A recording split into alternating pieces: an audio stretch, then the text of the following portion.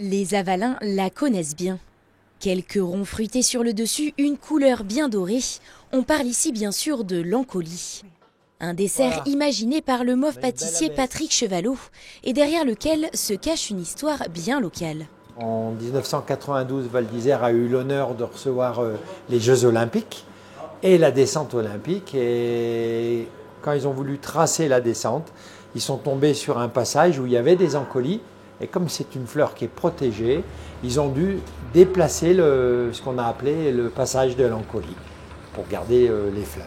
Un hommage culinaire devenu l'un des succès de la maison Chevalot.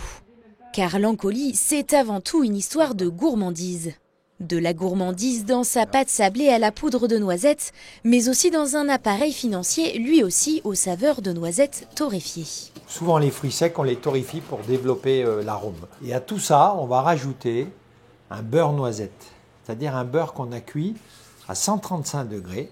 Donc il prend une couleur noisette et on sent une odeur très noisette. Et c'est ça qui va amener le très bon goût à ce gâteau Ancoli. Une fois la pâte et l'appareil financier réalisés, ce sont aux framboises de jouer leur rôle en apportant la petite note fruitée. Avant d'incorporer, de mettre des petites framboises fraîches dessus qu'on voit ici en fin de cuisson, on va mettre au fond ce qu'on appelle des débris de framboises. Puisque bien sûr, quand on travaille la framboise, c'est un produit fragile, souvent en plus on en casse. Il n'y a pas d'intérêt de mettre des framboises entières au fond de notre financier. Petits débris de framboises, comme ceci. Débris, mais aussi framboises entières sont ajoutées sur le dessus pour plus de gourmandise. On vient tout simplement incorporer, planter des framboises dans le financier. Voilà, on en met bien, on est généreux, comme les montagnards. Quand tout est prêt, direction le four. Et c'est parti pour une quarantaine de minutes à 180 degrés.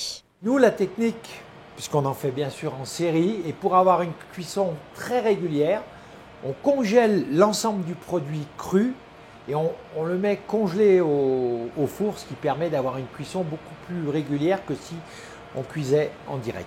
Ça, c'est la petite astuce du chef. Une petite astuce qui donnera à l'Ancoli une belle cuisson à cœur. Ensuite, il ne reste plus qu'à la déguster.